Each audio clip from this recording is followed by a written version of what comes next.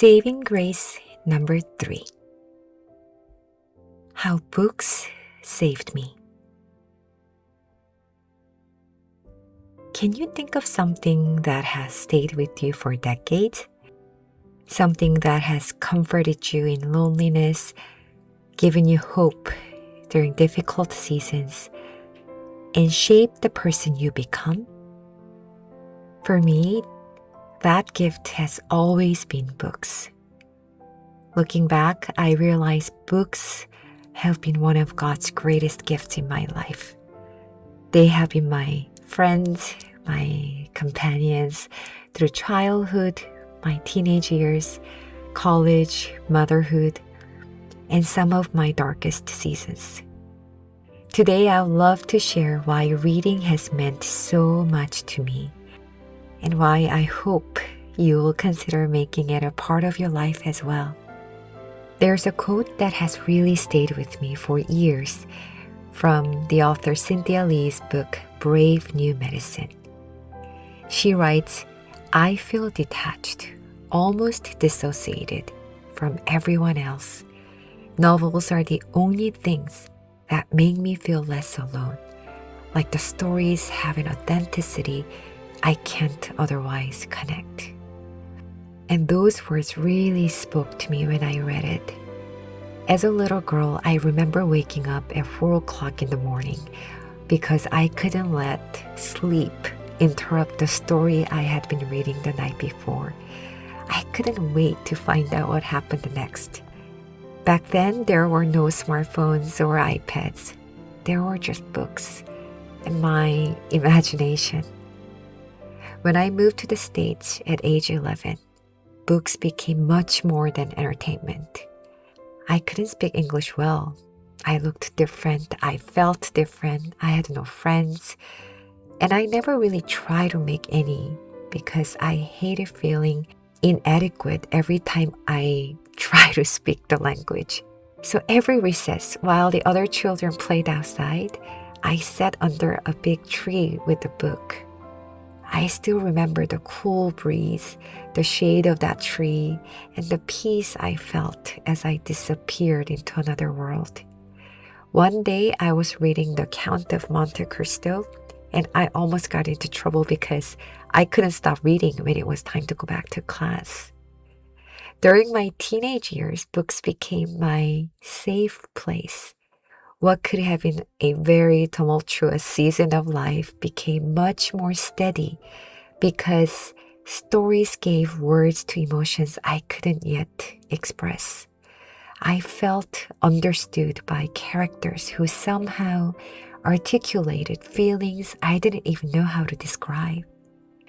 I loved my English classes. Great Expectation, A Room with a View, The Great Gatsby, Catcher in the Rye, Jane Eyre, Animal Farm, The Scarlet Letter, The Taming of the Shrew. Those books became my real close friends during some of the most formative years of my life. And here's something I probably shouldn't recommend. My high school shared a campus with our local university. Sometimes I skipped classes that I didn't really enjoy and just slipped into the college library. Since I was already quite tall for my age, nobody questioned whether I belonged there. I would just spend hours and hours wandering through the shelves until my mom came to pick me up. And of course, my grades were not exactly that great, except in English and history. And years later, while I was studying piano at Juilliard, books continued to be my refuge. Right across the street was a 4-story Barnes & Noble. Whenever life became overwhelming, that's where I went. The day I was eliminated in the first round of a school competition, the day I broke up with my boyfriend, the days I desperately missed my family, the days I felt anxious about my future, the days I was simply exhausted and lonely, I always found myself wandering those bookshelves. Then came another season, motherhood. After my son Ryan was born, I experienced severe postpartum depression. I felt overwhelmed, confused, and completely lost. I didn't even have the emotional energy to socialize with other moms. So instead, every single day, I took baby Ryan to the library or to the Barnes & Noble right across from our home. Those places became our playground. Sometimes I felt guilty because Ryan was such a social little boy, yet he rarely had play dates. But somehow, he grew into a young man who also loves reading. Looking back now, I realize books have accompanied me through every chapter of my life. They awakened my curiosity, cultivated my love of learning, comforted me during loneliness, brought order when life felt chaotic. They challenged me, encouraged me, and gave me hope. Books have been both my teachers and my friends. According to a study from the University of Sussex in England, reading can reduce stress by up to 68%, more effectively than listening to music or even drinking a cup of tea.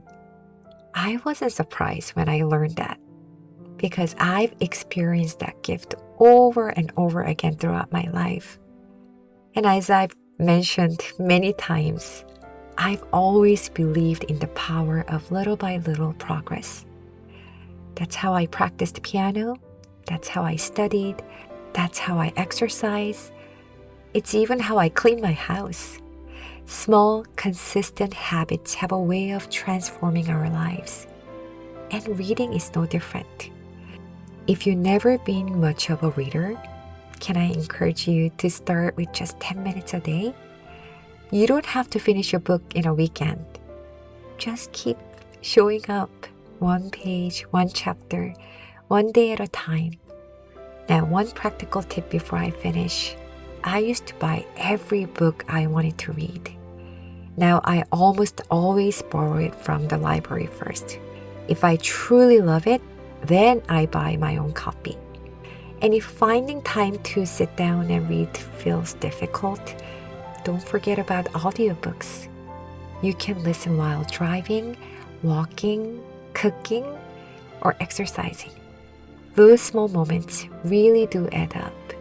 And through stories, wisdom, and the countless authors whose words met me exactly where I was, God gently comforted me, stretched me, and reminded me that I wasn't alone. If reading hasn't been part of your life, I hope you will give it a chance. You never know. The next book you pick up may become the very thing God uses to encourage you in the season you're walking through today. Thank you so much for spending these few minutes with me. If you have a favorite book that has impacted your life, I'll love to hear about it in the comments. Maybe your recommendation will become someone else's next great read. Until next time, take care. God bless.